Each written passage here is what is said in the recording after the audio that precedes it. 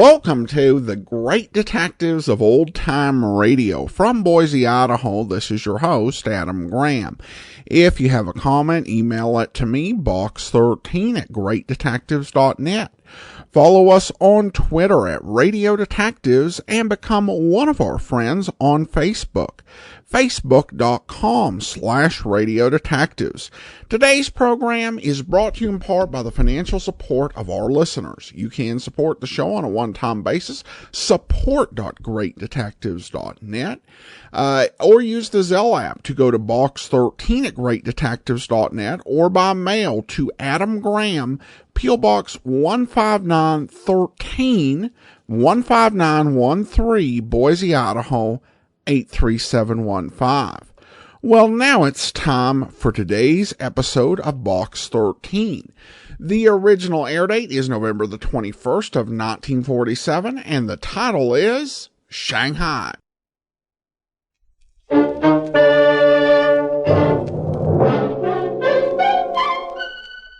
Box 13. With the star of Paramount Pictures, Alan Ladd, as Dan Holliday.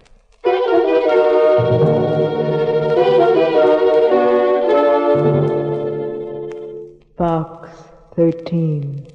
Box 13. Box 13. Box. The body lay like a squashed melon at the foot of the cliff. Period. Period is right. Well, what happens now, Holliday? The inspector wonders how. The inspector wonders.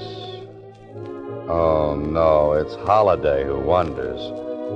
I wonder how. I wonder why. I wonder what. I wonder where you've been, Susie. But, Mr. Holliday, I've only been gone 10 minutes. Went down to the Star-Times after the mail. Oh, so you did. What's new in Box 13?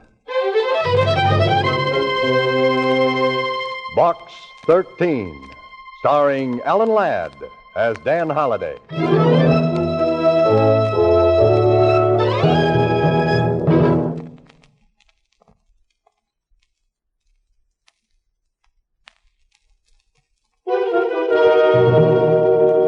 And now, Box 13, starring Alan Ladd as Dan Holliday. Well, this is quite a letter. Your ad, Adventure Wanted, will go any place, do anything, reads like a challenge. If it is, I dare you to go to Bay City Pier tonight and do what you will be told when you board the Ruthie J. The Ruthie J. Mr. Holliday. What's the matter, Susie? You wouldn't go on a boat, would you? Oh, why not? As a kid, I was a Sea Scout. Haven't been on a boat since, and I love them. But, Mr. Holliday, what if when you got on that boat you were Shanghied? Susie, the word is Shanghied. Oh, Shanghied. What's the diff? Suppose some smuggler hits you over the head with a sloop or something, and... A sloop? Oh, Susie. Yes, a sloop. And then they sail off and dump you on the beach at Timbuktu. They couldn't sail off and dump me on the beach at Timbuktu. Why not? Timbuktu happens to be in the middle of the Sahara Desert. Oh. Yes, oh. And please tie an anchor to that imagination of yours. Okay, Mr. Holliday. But if you wind up on the other side of the world, please don't write me a letter about your voyage. No? No. Just reading about the ocean makes me seasick.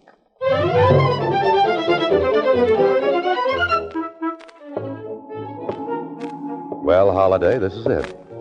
Take in a lungful of that fresh ocean breeze.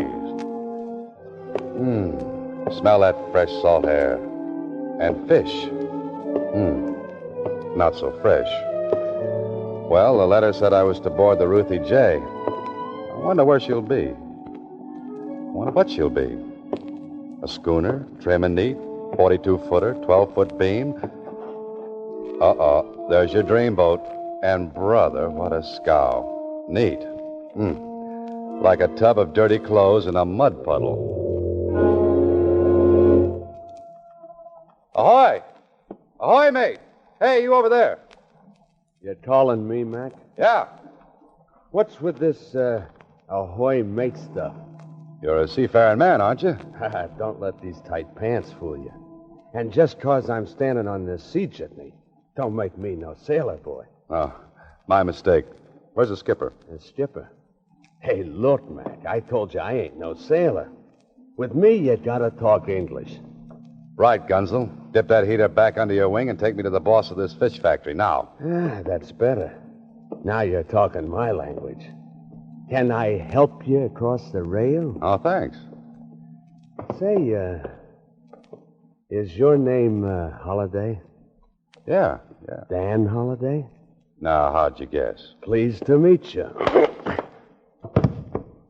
Sweet dreams, Holiday. I hope you enjoy the boat ride.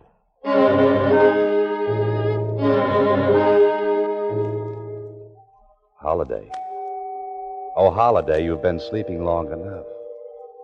Better wake up and see what's making your bed roll around like this.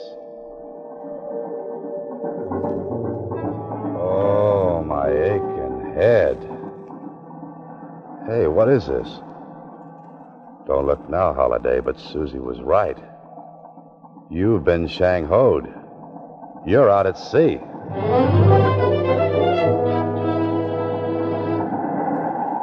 Well, and a pretty girl aboard. Hello, Mr. Holliday. I see you're up and around. Yeah, I'm up and my head's going around. Bit of a blow, eh, Mr. Holliday? You mean the one on my skull or the one outside? Oh, I'm sorry about that sapping you took. Sometimes Manny leans a little heavy with that blackjack of his. If he'd have leaned any heavier, he'd have driven me right through the deck. Was it you who answered my ad for adventure? Does that surprise you? I wouldn't have associated such a violent reception with a lady. You've embarked upon a real adventure. Well, suppose I decide to sit this one out. You could go ashore. Now, which direction is ashore? Immediately astern. Oh, thanks. About 15 miles. Oh, well, in that case, I think I'll stay. Good. I didn't want you to decline my invitation. Which explains Manny and his blackjack as a reception committee. Oh? Well, since you're in back of this, just who are you? My name is Marie Gordon.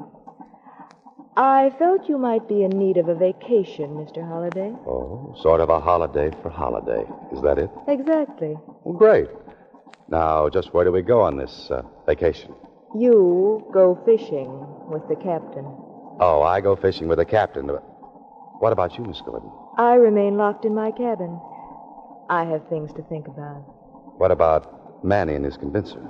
He didn't sail. Other business kept him ashore. The plot thickens. I fish with the captain while you stay locked in your cabin, and Manny with his blackjack prowls ashore. Correct. And speaking of plots, Mr. Holliday, I've always admired those in your books. Perhaps you could confirm something for me. I could try. Establish the case of someone having something not his own, wishing to keep it from another person who desires it as well. Where would you put it? Well, in the place you'd least expect to find it, of course. Of course, Mr. Holliday. Good night. Good night, Miss Gordon. Remember, the fish bite early.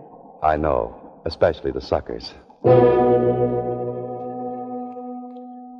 There's a strong odor aboard this ship, and it isn't just fish. But there's nothing you can do tonight, Holiday, so you might as well get some sleep. Oh, a sailor's life is the very best life, so it's a sailor's life for me. A sailor's morning. life for... You're the captain? Yep. Morning, sir. Come through last night's squall okay. Yeah, except for this bump on my noggin. Rolled against tension, eh? 'Twere a bit rough. Rough is right. Oh, I understand you and I are going to do some fishing. Aye, sir. These grounds is good for swordfish. Might even catch us a marlin. Just where are we, Captain? Them islands way off there is the Catalinas. Plenty of albacore here, too. Doesn't Miss Gordon like to fish? Don't know, sir. This is the first time she's hired me in the Ruthie J. Then this isn't Miss Gordon's boat. Nope. She's mine. We're just chartered for this trip.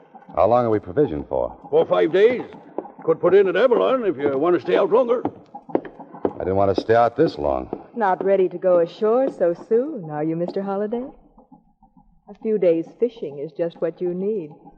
What I need is to have my head examined. That bump still bothering you? No, but what might be happening back in town is... Relax, Mr. Holliday. Everything will be taken care of. Yeah. But I'm wondering how and what and why. Why is right. Just why would a girl like Marie Gordon maroon you on a fishing boat? What's the gag? And how's it going to be pulled, and on whom? Holliday, as an author, you're not even a good fisherman. You're quite a fisherman, Mr. Holliday. Why, in just 4 days, you handle that heavy gear like a real deep-sea man. Thanks. But don't you think we've got enough fish? You've got another. There goes your line off the outrigging. It's a big one. Let him run, sir. Now, hit him hard. Good. You got him, sir. Don't look now, but I think he's got me. He's a marlin, I think. Let him play. Let him go play with someone else. I'm tired. Oh, that's too bad, Mr. Holliday. You set your drag too soon. That's why he broke the gear. I wanted to break the gear. I'm sick of fishing. Captain, I want to be put ashore now. Sorry, sir. Miss Gordon will have to give me new orders. Now, look, Captain, I'm going ashore. I'm going to be there before tonight. But Mr. Holliday... Captain, you heard the gentleman. He's going ashore. Aye, ma'am. Do we run for the mainland or the islands? Neither. We stay here. But you said Mr. Holliday was to go ashore. That's correct. Lower the dinghy, Captain, The dinghy? and hand Mr. Holliday the oars. The oars? Ma'am, we're more'n 10 miles off Catalina. If Mr. Holliday wishes to be ashore before tonight, he'd better start rowing now.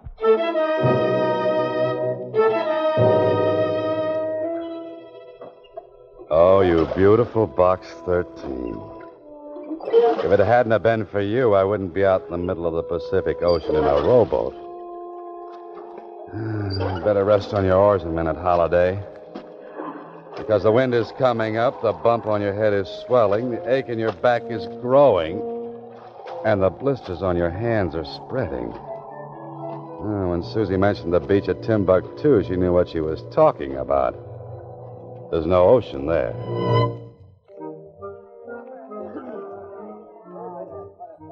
Hey, Spaulding.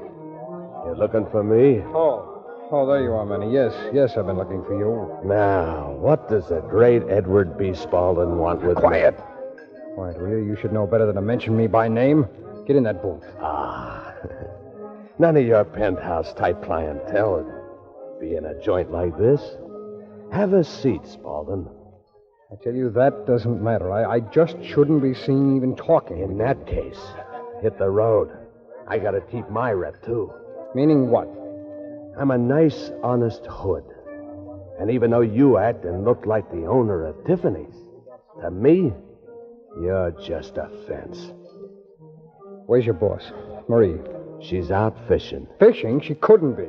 Look, pretty boy. If her and this Holiday want to go on a fishing trip, it's their business, see? It's my business to get what I've paid for. The last shipment's overdue. Now, where is it? You're sounding kind of tough for you. With the amount of money this deal involves, I can get tougher. Well, I don't know from nothing. You got to talk to her. If Marie's trying to pull something... Hey, wait a minute. You mentioned a Holiday. That wouldn't be Dan Holiday. Did I say Holiday? Thought I said Holohan. Or was it Halloween? All right, Manny, be a comedian. But tell your boss if she doesn't produce that merchandise by tomorrow, there'll be trouble. Ha. If I told her, she might die of fright. If she doesn't come through, somebody is going to die. And it won't be from fright.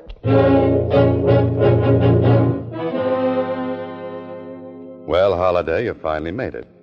You were towed into Catalina, hocked your watch for a ticket, and flew right back to town. If this is adventure, you'd better stick with the more dangerous sports like croquet or something. Susie. Oh, I forgot about Susie. She'll wonder what's happened. I'm 4 days late for lunch. She's not here. Guess she got hungry. She's not here, Holiday, but I am. Yeah, who are you? Get in that office. All right. All right. All right, now what's this all about? I want to know where you've been for 4 days. I don't think I've had the pleasure. It may not prove to be a pleasure if what I suspect is true. Now, where's Marie Gordon? Marie Gordon? From your expression of surprise, I gather you know what I'm talking about. Did you catch any fish, or was it larger game you were after? Not knowing who you are, I'm at a disadvantage. Disadvantage is even greater now. Now, do you talk, or do I shoot? Oh, do I have a choice? No. In that case, I'll talk.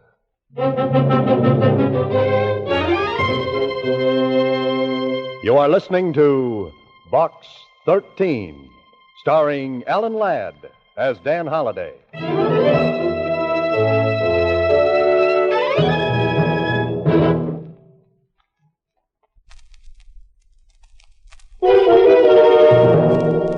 And now back to Box 13, starring Alan Ladd as Dan Holliday. Holiday, you can run into more trouble than a kid playing football with a beehive. You know, I don't think this guy's in the mood to believe you just got bopped on the bean and taken for a boat ride. He thinks you're in on the deal. Yeah, but what's the deal? Come on, Holiday, talk. Oh, I'd love to, but what do we talk about? About 5 minutes. And if by then you haven't told me where you and Marie have been instead of fishing, I'm going to pull this trigger. Now, believe me, I caught 5 tuna, 10 albacore, 4 swordfish, and a pair of blistered hands. And that's no fish story. Hey, where you going? Over here to turn up your radio.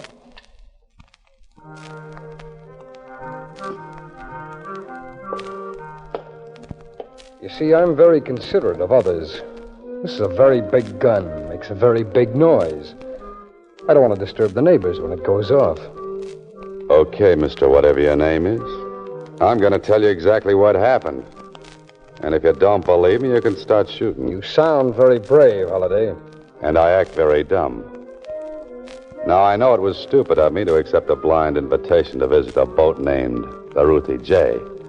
Because when I got there, a tough character in tight pants used my head for a dinner gong. Somebody slugged you? Yeah. And I've got the bump to prove it. This character's name wouldn't begin with the letter M. As far as I'm concerned, it ended with A-N-N-Y. So it was Manny. Well, go on. Well, while I was unconscious, I was tucked Betty by in the cabin of the boat. When I woke up, I was gazing into the lovely blue eyes of one Miss Marie Gordon, a woman I have never seen before in my life. Then I suppose you and this total stranger went fishing for 4 days. Now you took the words right out of my mouth. Well, find some more. And tell me you didn't ask any questions. That you were just brought back home with salt spray in your hair, a beautiful tan, and nothing else. I asked plenty of questions, to which I got plenty of no answers. And for your information, I wasn't brought back home. Oh? You, swam? No, I rode. 10 miles all the way to Catalina. There I caught a plane, took a cab from the airport, and found you here waiting for me. That, brother, is my story. You turned off the radio. What's the trouble? No gunplay? No gunplay. Great, but why the change of heart? Holiday, I understand you're quite an author. But even you couldn't make up a story like that one.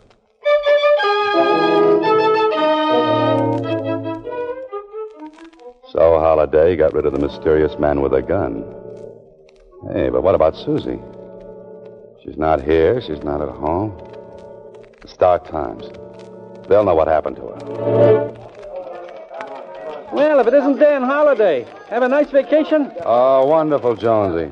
Hey, have you seen Susie? Not since the other morning. She came in with a wire telling her to take a few days vacation. Hey, who told her to take a vacation? Well, you did, of course. Don't you remember? Jonesy, sometimes my left hand just doesn't know what my right hand is writing.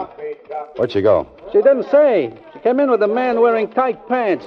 She looked for the mail. There wasn't any, and they went away. Man with the tight pants. Manny, I'll see you later. No, wait. All this mail came while you've been gone. And a box, too. Here. A box? What could this be? Maybe candy. Oh, nobody loves me that much. Wait. What? You hear something tick in that box right now? Tick. You think it's... I think you better get that thing out of here. Oh, but Jonesy, Take it to police headquarters. Get it out of the building fast. It might blow up any minute. You've ridden in many a taxicab holiday, but this is the first one you've taken with a maniac in the driver's seat and a bomb in the back. Inspector Blake. That's my man. You say this thing ticked? Yeah, it sounds like a clock in there. Come on, hurry. Where are we going? We've got a bomb shelter down in the basement. Oh, that's great, but why take the bomb with us? We're going to open that box. That's all I need. Been soaking for 30 minutes. We're safe now. Whew. Thanks, Inspector. Say, do you mind shoving my heart back into place for me? Now, there's nothing to worry about, my boy. We'll open up this beauty and see what we've got. Holy smoke. These are jewels, Holiday. Now, what made you think this was a time bomb? I have an aversion to anything that ticks. And I have an aversion, too, to people like you come in here talking about time bombs when all they've heard are some loose jewels clicking together. Oh, I'm sorry, Inspector. Well, I think I'll beat it. Just let me wrap up those stones. Oh, no, you don't. No, you don't. Those jewels stay here until you can prove ownership. Now, where'd you get them? To whom do they belong? Give me about 30 minutes, Inspector, and I think I'll be able to answer you. So that's what it was, Holiday. A stunt to smuggle jewels. Into box 13, no less. That Marie Gordon, she's a clever, clever girl. No wonder the mysterious character at the office was waving that gun at me. Oh, think of what would have happened if I'd tried to lie to him. Come on, Holiday. You've got places to go and some people to meet. I was sure worried about you rowing all that way, Mr. Holiday. Oh, that's okay, Captain. Hey, what I came here for was to locate Miss Gordon. Do you know where I can find her? She's a popular woman. 2 other men come a-looking for her. 2 men? Yep. One was a smooth-looking sort of fella. The other was a tough. With tight pants? That you mention it, yes. He was here when we docked. What happened? Did you hear the conversation? Only that the tough one was to go right quick to a place called Rambler's Inn and wait. Then the other man arrived. Yep. He seemed sore about something. They got in a car together and drove off. That's the last I seen of him. Captain, you're terrific. When my blistered hands heal up, you and I are going back after the Marlin that got away.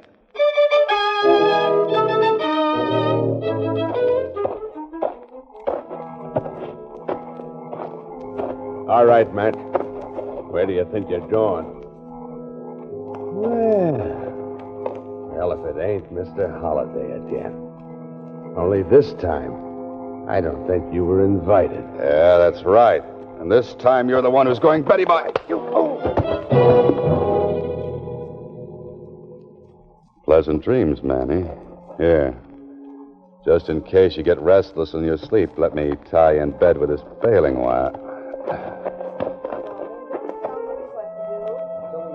I didn't have time to ask you in which cabin there were, Manny. But those angry voices I hear down the line, I don't think they would be coming from honeymooners. Marie, for the last time, where are those jewels? Don't threaten me, Spaulding. Manny's right outside. One call from me and he'd be all over you like a rug. I gave you the money to pay off the smugglers. I want the jewels. At first, the boys didn't want to turn over the stuff. When they finally did, I thought they might try to get it back. So you went off on a fishing trip with a man named Holiday. Why? Certainly. And for a good reason. Holiday has the jewelry. What? How did he get into this? You know about his ad in the Star-Times? What about it? Well, I thought we might have trouble with the boys. I had to think of a place to put it where they wouldn't expect to find it. So? I sent it to Box 13. Where are you going? Pay another visit to Dan Holiday. Don't bother. What? I'm here. Holiday! Manny! Manny! I'm afraid Manny won't hear you. What? He's taking his nap. And you look sleepy, too. Say, Manny's blackjack works fine. Your friend Spaulding is sleeping like an infant. Now, what? Now, what's this about my having that smuggled jewelry? You, could share in it with me. You're very generous. I can afford to be. Duty-free, and with Spaulding's wealthy clients. Oh. You decided to cut Spaulding in after all. Why should I? What do you mean? I'd rather cut you in, Mr. Holliday. No, thanks. I'm not interested. But that's foolish. Think of all that money. I am, but I'm also thinking of a great tag for the yarn I'm going to write. But what will that get you? Royalties, lady. Royalties. This is Box 13, starring Alan Ladd as Dan Holliday.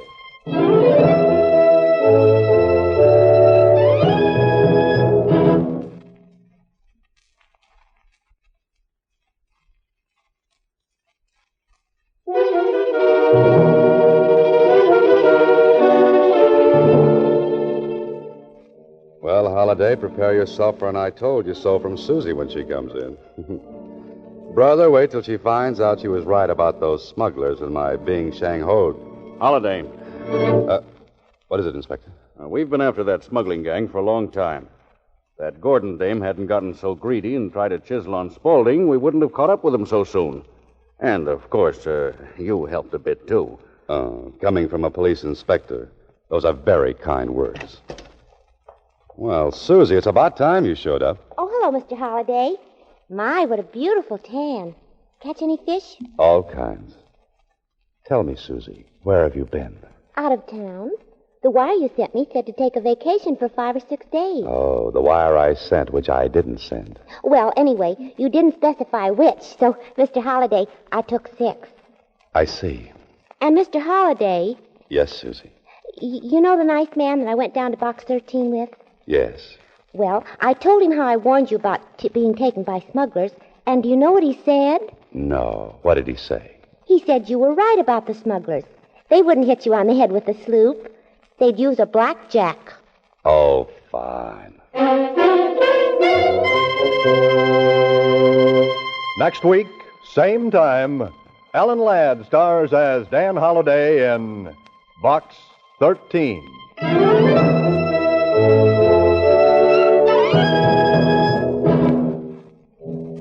Alan Ladd appears through the courtesy of Paramount Pictures and may currently be seen in Wild Harvest.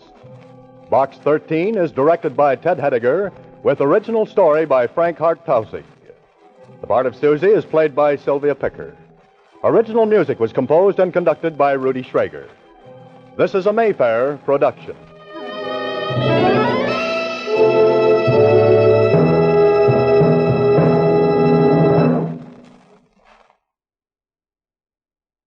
Welcome back. Well, I love in this episode because Susie is so often just, ditzy and wrong. In this episode, she actually turns out to have a point, and Dan didn't take it seriously, and it was at his own peril.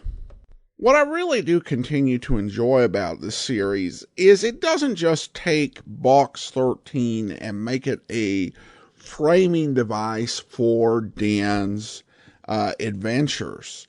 It says, okay, so we've got this Box 13, but what could be the downsides of it? What type of people would send in letters, and how might this be actually used against Dan Holliday? And I really do appreciate the level of exploration of some of these ideas that they're doing here. I did have to chuckle a little bit at the guy at the Star-Times and his approach to finding something ticking, in telling Dan to take what potentially could be a bomb to the police headquarters in the taxi. Today we are just so wimpy that we will actually, call the police and get everybody out of the building. But this guy's like, no, look, You might, get blown up in the middle of the taxi cab. It might lead to some mass slaughter, but it's not going to happen here. That's all I'm saying. And I'm a little bit, make that a lot uncertain about the explanation the inspector offered of jewels clicking together, making a sound that sounded like a bomb. That's not really something that would happen. Plus, the inspector blaming Holiday seems entirely off base. Because, look, Inspector, you thought it was serious enough to take this downstairs. You listened to the package before you took it downstairs to the basement for disarming and examination. So it was reasonable enough for you to have a concern. What is Holiday supposed to do if the trained policeman doesn't know that it's this really improbable thing with the jewels? Also, I guess, I know that Stephen pointed out that I used to use the phrase every Monday a holiday, but some of that pun did show up in today's episode. The spirit of the pun goes back 70 years, because here we get to hear a holiday for holiday. So, fun episode overall. Now we turn to listener comments and feedback, and we have a few new reviews from the Apple Podcast, some specifically on the Sherlock Holmes feed. We have this from Geeter's Gal, who writes, I'm already hopelessly addicted to it. I'm a long fan of Sherlock Holmes and Dr. Watson, and I'm so excited to hear these shows. The host is very thorough, and I'm thankful for y'all and this captivating storylines. And we have this from August Customer. Great work putting these pieces up for the world to enjoy. Congratulations. And then... And I also want to go ahead and thank our Patreon supporter of the day. And I want to thank Oliver. Oliver has been one of our Patreon supporters since May. And he's currently supporting us at the Detective Sergeant level of $7.14 or more per month. Thanks so much for your support, Oliver. And that will do it for now. Join us back here tomorrow for It's a Crime, Mr. Collins. And then next Monday, we'll be back with another episode of Box 13. In the meantime, send your comments to Box13 at greatdetectives.net. Follow us on Twitter at Radio Detectives and become one of our friends on Facebook, facebook.com/Radio Detectives. From Boise, Idaho, this is your host, Adam Graham, signing off.